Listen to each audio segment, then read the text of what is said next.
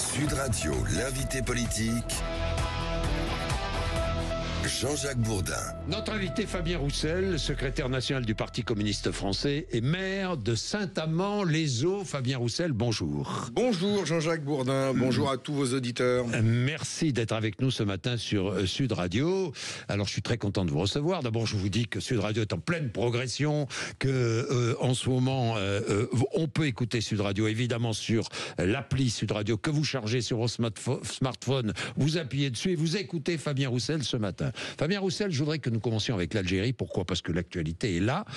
Il y a aujourd'hui un comité interministériel de contrôle de l'immigration autour de François Bayrou. L'Algérie, Jean-Noël Barrot, le ministre des Affaires étrangères, ce matin a proposé que des restrictions de délivrance de visas se fassent à l'échelle européenne. Est-ce qu'il a raison ? En rétorsion à la non-acceptation par l'Algérie de ses citoyens qu'on ne veut plus en France. Le sujet est complexe. D'abord, au départ, il y a un acte odieux, terroriste, qui a coûté la vie à un homme, à Mulhouse, par une personne déséquilibrée psychiatriste, radicalisée, recensée par les services de renseignement comme dangereux. Et qu'on a voulu expulser 10 fois vers l'Algérie. Que la France a voulu expulser 10 fois vers l'Algérie, sans succès. D'abord, moi je pars de cet acte terrible qui a coûté la vie à un homme. Et je regrette que, suite à cet acte, le doigt soit pointé vers l'Algérie, comme si l'Algérie était responsable de cette situation, sans prendre en compte que dans notre pays, il y a un problème de radicalisation de certaines personnes, ressortissants étrangers ou citoyens français, un problème donc de personnes qui se radicalisent, un problème aussi de psychiatrie, qui fait qu'il y a un problème d'insécurité qui se pose.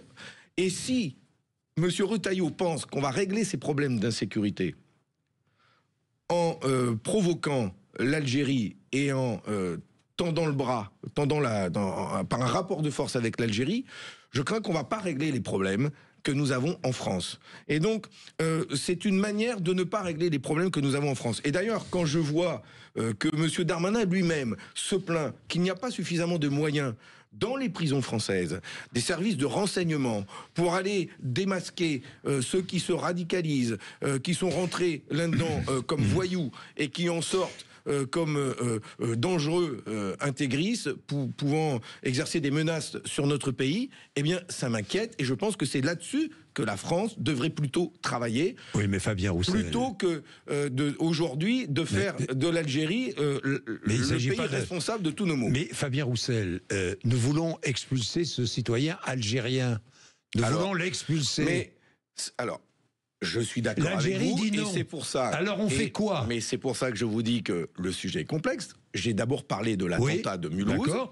Et donc, il faut traiter ces questions-là. C'est pas la première fois qu'il y a un attentat de ce type dans notre pays. Et je ne veux pas qu'il y en ait d'autres. Donc, d'abord, service de renseignement. Comment on suit ces personnes-là ? Comment on lutte contre la radicalisation d'une partie ? Ça, on est d'accord. Bon, d'abord, il faut travailler là-dessus. Ensuite, qu'un pays refuse un de ses ressortissants qui est expulsé d'un autre pays, la France en l'occurrence, c'est pas acceptable. C'est inacceptable, c'est un problème, et il faut le traiter. Alors comment on traite ce genre de problème ? Comment on traite ce genre de problème ? Parce qu'aujourd'hui, il y a beaucoup d'OQTF. D'ailleurs, je dis, trop d'OQTF tue l'OQTF. Non mais à force de multiplier les obligations de quitter le territoire, il y en a tellement que 10% seulement sont réalisés. Donc il y a un sujet là-dessus. Bon, je vois que parfois, il y a des étudiants qui n'ont pas eu leur visa renouvelé, leur permis de séjour renouvelé, qui se trouvent en situation d'OQTF. Fabien Roussel. Donc ça, mais c'est quand même un sujet. Alors que faire ?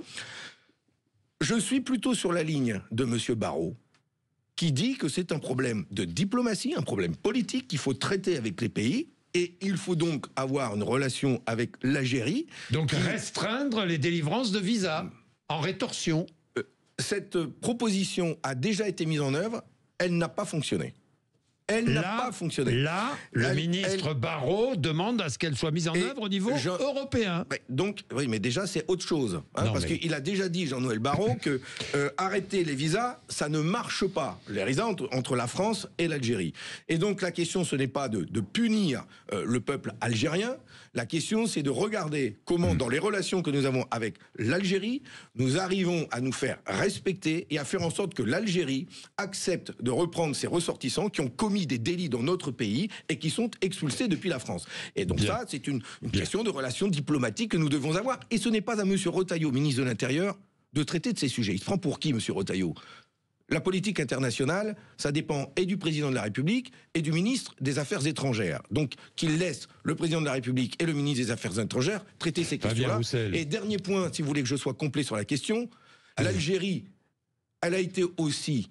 elle s'est sentie maltraitée par les déclarations du président de la République l'année dernière, qui a décidé de céder le Sahara occidental au Maroc. Et ça a été vécu comme une trahison et un coup de poignard par l'Algérie. Alors vous voyez, des sujets diplomatiques, donc il y en a. Nous sommes les fautifs, quoi. Si je vous écoute bien... Mais je dis pas... La France est fautive. Non, je dis que la France est fautive vis-à-vis de l'Algérie. J'ai dit que c'était une question diplomatique et que peut-être ce que nous vivons aujourd'hui par l'Algérie est une réaction à, donc la France est fautive. À ce que le président de la République a fait l'année dernière. Non, je dis que le président de la République doit avoir le courage de prendre langue avec le dirigeant algérien et de tout mettre sur la table. Bien. Et qu'il mette tout sur la table. Bien, parce que c'est lui qui a fait le choix c'est lui qui a fait le choix d'abandonner les Sahraouis et de faire le choix du Maroc contre l'Algérie. Bon, vous, Fabien Roussel, vous rejoignez mon confrère Apathy qui dit presque que, enfin qui fait du bruit sa déclaration. Vous avez vu, hein, les Français se sont comportés en Algérie comme les nazis en France. Hein. Oui. Avec des oradours sur l'âne. Vous n'avez pas entendu ça? Bon, d'accord. J'ai pas écouté Jean-Michel Apathy. D'accord, vous ne voulez pas commenter, quoi. Vous voulez pas nous mettre à dos. Non, d'abord, Fabien Roussel. Passons à autre chose. Passons à autre chose. J'aime pas beaucoup les comparaisons avec moi non plus. Les crimes nazis. Je suis comme vous. La Shoah est quand même quelque chose d'horrible dans l'histoire de l'humanité, et faire des comparaisons... c'est pas toujours adroit. Dominique de Villepin qui refuse de qualifier le régime algérien de dictature. Il a raison? Mais vous n'allez pas me faire commenter toutes les déclarations des uns et des autres. Vous savez que l'Algérie, nous avons des relations commerciales avec l'Algérie importantes. L'Algérie exporte, nous consommons 10% du gaz algérien en France. 8%. Et nous exportons énormément de blé, de bœuf aussi en Algérie. Nous avons des relations économiques et commerciales fortes, des relations culturelles. Enfin, essayons d'avoir une discussion franche avec les dirigeants algériens et n'opposons pas les deux peuples algériens et français qui ont une histoire forte entre un mot de politique. Dominique de Villepin en tête, ça vous surprend du baromètre? Pas du tout. J'ai eu la chance... baromètre IFOP fiducial Sud Radio. J'ai eu la chance d'accueillir Dominique de Villepin à la fête de l'Humanité. C'est pour ça que je vous pose la question. Et c'était un événement. Nous lui avons offert une tribune pour parler de politique internationale et nous sommes très souvent alignés entre ce qu'il dit et ce que dit le Parti communiste français dans la vieille tradition des communistes et des gaullistes qui, sur les questions internationales, savent parler... Communistes et gaullistes, pas toujours d'accord sur la politique internationale, mais ça, c'est une parenthèse refermée.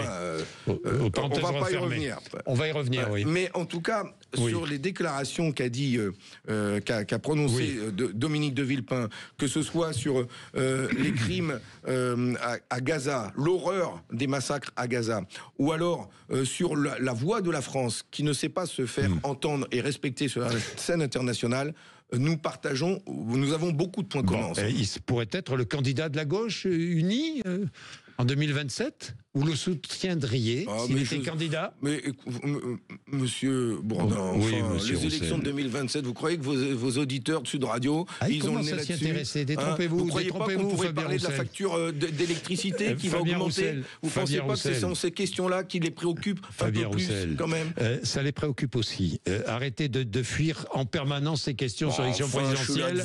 Fabien Roussel, regardez, je réponds à toutes vos questions. Mais moi j'ai envie de vous parler. J'ai envie de vous parler de factures, d'emploi, moi, je vais vous parler, de salaire, mais de retraite. Attendez. Moi, je vais vous parler d'Ukraine. Des boîtes qui ferment. J'ai vu votre sortie sur l'Ukraine. Pour l'agriculture française, l'Ukraine dans l'Union européenne, ce serait catastrophique? Ah non, et ça, hier, c'est indécent ce que j'ai eu comme dépêche AFP hier. Oui. Je suis interrogé sur ce qui menace, les inquiétudes des agriculteurs, et je leur parle des prix, je leur parle du foncier auquel ils n'ont pas accès, je leur parle de tout ce que les agriculteurs m'ont dit, et ensuite j'ai une question sur est-ce que c'est Trump qui menace l'agriculture française? J'ai dit, c'est pas Trump. Enfin, le problème entre la guerre en Ukraine, c'est pas Trump. C'est surtout que si l'Ukraine rentre dans l'Union européenne, oui, les agriculteurs sont inquiets. Est-ce que vous êtes contre? Donc, oui, je dis. Et donc, à ce moment-là, je dis, oui, l'entrée de l'Ukraine dans l'Union européenne n'est pas une bonne chose, ni l'entrée de la Moldavie. Je suis contre. Nous l'avons dit, affirmé. Parce que l'Union européenne, aujourd'hui, est devenu un territoire où les peuples sont mis en concurrence les uns contre les autres. Ça fait du mal à notre industrie, ça fait du mal à notre agriculture, ça fait du mal aussi à nos marins-pêcheurs. Il faut arrêter cette concurrence déloyale entre les peuples. Si l'Ukraine n'entre pas dans l'Union européenne, l'Ukraine ne sera pas obligée de respecter des normes qui sont imposées dans l'Union européenne. Mais vous le savez très bien. Oui, je sais très bien. N'est-ce pas une meilleure solution que de faire entrer l'Ukraine dans l'Union européenne? Et je sais aussi que l'Ukraine fait partie des pays les plus corrompus au monde. Et c'est une des raisons pour lesquelles les commissaires européens disent eux-mêmes que ce sera très très long d'intégrer l'Ukraine dans l'Union européenne, tellement ils ont des règles et des normes qui n'existent, tellement ils n'en ont pas, et que c'est un pays corrompu. Alors, quand on met tout ça sur la table, permettez-moi de dire que faire rentrer l'Ukraine dans l'Union européenne, c'est pas du tout d'actualité dans notre programme. C'est non. Même les Russes y sont favorables. Non. C'est incroyable. Si. Non. Bien sûr que si. Vladimir Poutine l'a déclaré. Il y a un sujet plus sérieux qui est cette guerre. Ça fait 3 ans que ça dure. 3 ans de souffrance. 3 ans de mort. Soit 3 ans de destruction, de crimes contre l'humanité. Quand est-ce que cette guerre va enfin s'arrêter et prendre fin définitivement? Bientôt. Et ça, Monsieur Bourdin, grâce à Monsieur Trump, ici même, je suis venu. Grâce à Donald Trump, ici même, je suis venu vous dire qu'il n'y aurait pas de solution militaire à cette guerre. Ici même, je suis venu vous dire qu'il y aura forcément des négociations un jour et qu'il faudra accepter de négocier et de discuter. Ces négociations, elles vont avoir lieu aujourd'hui. Grâce à Donald Trump. Parce que ce sont les États-Unis. Grâce à Donald Trump ou pas? Qui ont alimenté cette guerre pendant 3 ans. Et c'est aujourd'hui les États-Unis qui décident de débrancher et qui décident... Donc, grâce à Donald Trump, vous pouvez pas le dire. Et pourtant, mais parce que... c'est ce que vous pensez. Mais parce que je veux que cette guerre, elle soit négociée avec les Ukrainiens et les Européens d'abord. Je regrette que Trump se comporte en businessman et qu'il échange la paix contre des minerais, quand avant on échangeait la paix contre du pétrole. Enfin, on vit sur cette planète. Mais vous demandez sur une planète. Mais ça fait 3 ans, Monsieur Bourdin, que je dénonce le surarmement de cette guerre, cette escalade guerrière. Alors oui, c'est Monsieur Trump aujourd'hui qui dit on arrêtera de financer. Mais on n'est pas encore au bout de nos surprises, hein. On n'est pas, pas au bout de nos surprises. Ça, c'est certain. D'accord ? Donc, ce qu'il faut, c'est que la France reprenne la main. Et j'ai demandé au président de la République d'accepter de parler aussi au président russe, à M. Poutine, et faire en sorte que l'Europe et la France deviennent des acteurs de cette paix, pour qu'elle ne nous échappe pas et qu'elle ne soit pas entre les mains de Trump, justement. Pour moi, c'est ni Trump, ni Poutine. Et la paix, elle doit se négocier et elle doit être solide et durable. Fabien Roussel, pendant ce temps-là, l'Europe doit construire une défense commune. Vous êtes d'accord avec ça? La France, elle doit travailler à un nouveau traité de sécurité commune. Ici même, Europe, indépendamment de l'OTAN. Oui. Et combien de fois je vous l'ai dit, et combien de fois j'ai été raillé quand je disais l'OTAN est aujourd'hui une alliance qui nous conduit à la guerre, animée par les États-Unis. Il faut que la France ne soit plus alignée derrière les Américains.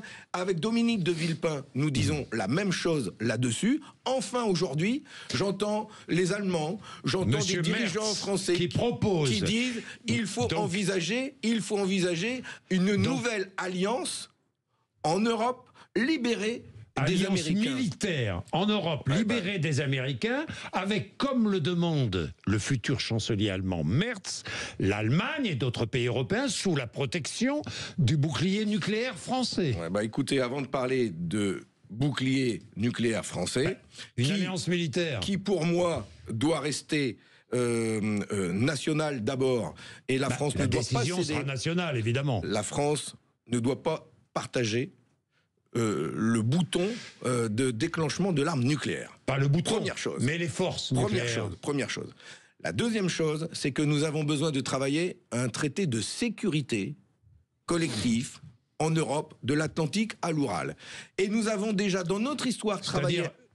C'est-à-dire une sécurité avec les Russes. Nous avons s'associer une alliance militaire avec les Russes. On est bien d'accord. Mais je ne vous parle pas de ça. Ah bon? Je ne vous parle pas d'une alliance militaire. Ah bon, je vous parle.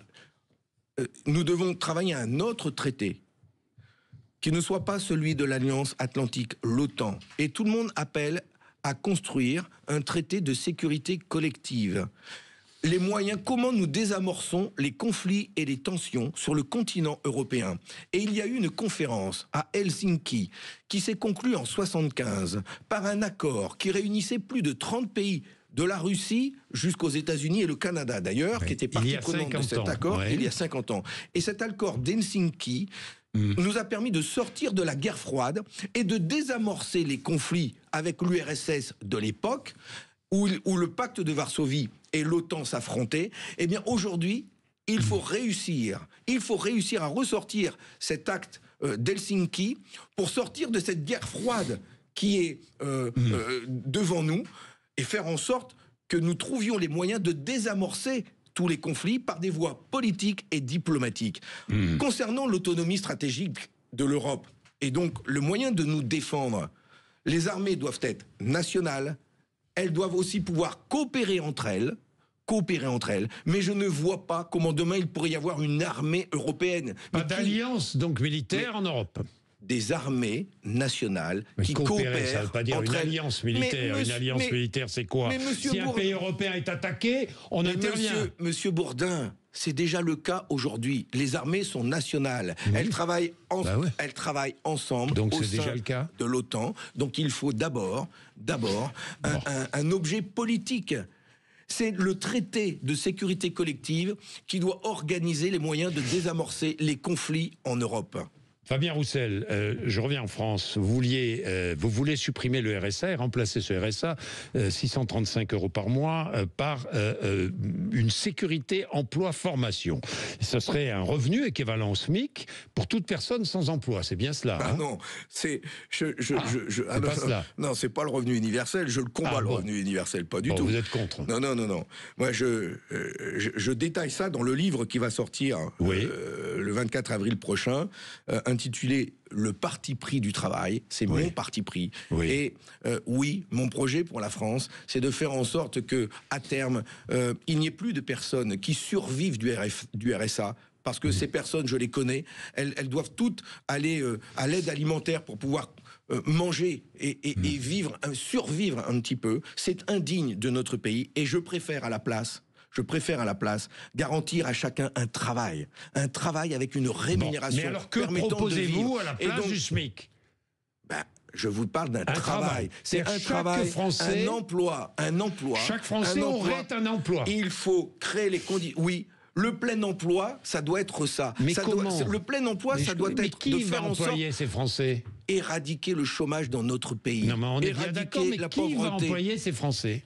Enfin, vous croyez pas qu'il y a de quoi faire travailler tout le monde dans notre pays? Vous croyez pas qu'il y a besoin d'embaucher dans nos hôpitaux, dans nos EHPAD, dans nos écoles, pour la sécurité? Ce sont des emplois publics. Mais pas seulement, monsieur Bourdin.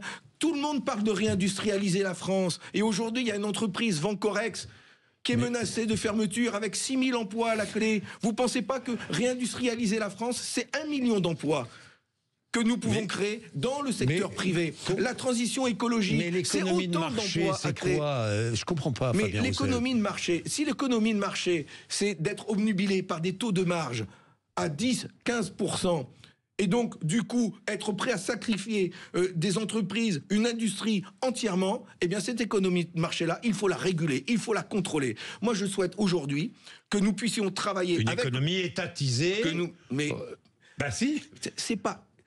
c'est pas étatisé, Monsieur Bourdin. Alors c'est une économie quoi On est face à des Chinois qui ont une économie étatisée. Les causes et les soft causes et les seules causes, c'est pareil. Hein. Et on est face aux Américains. Du boulot, quoi. Et on est face aux Américains qui subventionnent aussi leur économie. Non, mais alors ça veut dire quoi, Fabien Roussel? Et nous, la France, on va regarder les trains passer et on va regarder nos usines partir aux États-Unis, vous garantissez un emploi à chaque Français. Je souhaite travailler avec est-ce que vous les garantissez acteurs économiques un emploi à chaque Français pour permettre à chaque Français qu'il ait une offre d'emploi avec un salaire, que ce soit dans le secteur privé comme dans le secteur public. On doit travailler de concert avec les entreprises, département par département, région par région, planifier l'économie, faire en sorte que en sorte que les aides publiques, il y a 200 milliards d'euros d'aides publiques données aux entreprises sans contrepartie. On ne peut pas y mettre quelques règles quand même là-dedans pour que ces aides elles soient accordées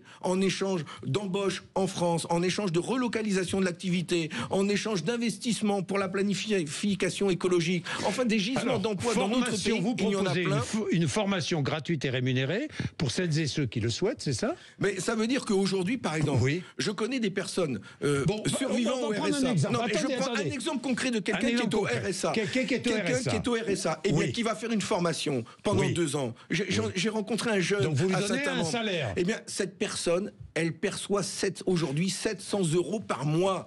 Mais comment peut-on vivre en étant en formation à 700 € par mois? Un salaire. Oui, nous voulons, dans combien? notre système de sécurité emploi-formation, un salaire au minimum, au SMIC, pendant sa période de formation. Et à l'issue de sa période de formation, il doit y avoir un service travail, un pôle emploi, qui doit lui proposer obligatoirement une offre d'emploi ou dans le privé ou dans le public correspondante à sa formation pour lui donner une perspective. Mais ça, c'est la théorie. Vous croyez qu'en pratique, c'est faisable, ça? Vous pensez que des entreprises comme ça vont arriver mais encore une fois, et vont payer au SMIC des salariés dont elles n'ont pas besoin? Encore une fois, Monsieur Bourdin. Non, mais quand on laisse fermer des entreprises dans notre pays, je pense à Vancorex, je pense aux fonderies de Bretagne. C'est-à-dire vous envoyez des habitants de Saint-Amand-les-Eaux travailler chez Vancorex. Mais non, mais enfin, je dénonce le système économique français qui, lui, laisse des entreprises partir à l'étranger et derrière distribue du RSA pour avoir en sorte la paix sociale. Moi, ce que je souhaite, c'est qu'on mette un garrot sur cette hémorragie d'emploi, que l'on redéveloppe notre industrie dans notre pays. Il y a des gisements d'emploi partout, en France, dans le Nord, dans ma région, mais aussi dans toutes les régions de France. Notre industrie est partie, il faut la ramener en France. Travaillons sur le coût de l'énergie, baissons le prix des factures d'électricité, permettons aux entreprises avec des règles précises d'accéder à des prêts à taux zéro, voire négatifs quand elles relocalisent leur activité. Mais avec des critères précis, définis démocratiquement, permettant d'accéder donc à du crédit pas cher pour investir, à de l'énergie pas chère. Ça va créer des emplois. Nos entreprises vont revenir en France. Et c'est cette perspective-là que je veux pour mon pays. J'ai compris. Je souhaite un pacte. Mais il va pacte pour la France, pour la jeunesse, pour le travail, qui nous permettent de sortir du chômage, de la précarité pour des nombreuses familles de notre pays. J'ai compris que c'était un pacte pro-travail, Fabien Roussel. Complètement, et vous en parlerez dans votre livre. Ce que je n'ai pas trop compris, pardon, c'est j'arrive sur le marché du travail, automatiquement, je suis une formation où je suis embauché, si j'ai bien compris, je suis payé au SMIC, quoi qu'il arrive. Hein. J'arrive sur le marché du travail, je suis payé au SMIC. On est bien d'accord? Par l'État ou par du privé? Quand on est en formation, on peut pas envoyer des gens en formation et avoir 700 € de revenus. Donc je suis payé au SMIC. Voilà, au minimum. En formation. Obligatoire la formation. Bien sûr, mais il y a plein de gens qui demandent à être formés et qui se retrouvent en précarité parce qu'ils n'ont pas les moyens. Je suis au chômage, je touche au minimum le SMIC. On est bien d'accord. C'est ça, votre idée. Mais la question, c'est pas d'être au chômage, c'est d'être ou au travail, donc plus ou de chômeurs, zéro chômeur, quoi. Mais c'est l'objectif, zéro chômeur, hein. Zéro chômeur. Ouais, c'est pas possible. Ah, je ne sais pas, moi, c'est votre objectif. Mais vous n'avez pas d'ambition pour le pays, zéro chômeur. Mais... Moi, j'ai une ambition pour mon pays. Il y a 800 000 jeunes qui sortent de l'école tous les ans. Commençons par eux. Il y a Bien. 800 000 jeunes qui sortent de Donc, l'école tous les ans. sortir de l'école, on touche le SMIC quand on sort de l'école. Je propose, j'ai une grande ambition pour mon pays, pour la jeunesse. Je propose qu'à chacun de ces jeunes, Oui. nous lui proposions une solution dans l'emploi, c'est-à-dire qu'aucun des jeunes qui sortent de l'école se retrouve au chômage. Voilà, ces jeunes, Bien. on doit leur garantir un emploi ou dans le privé ou dans le public. Et c'est une proposition que j'ai formulée d'ailleurs à Patrick Martin, le patron du MEDEF, en lui disant, voilà un projet sur lequel nous devions travailler. Eh ben, Fabien Est-ce que Roussel. vous, les patrons, vous êtes prêts à embaucher ces jeunes qui Fabien sortent de nos Roussel, écoles? nous en reparlerons, parce que c'est intéressant. Votre livre sort quand? Le 24 avril prochain. Vous êtes invité. Il Merci. est 8h59. Vous êtes sur Sud Radio. Patrick Roger, juste après les infos.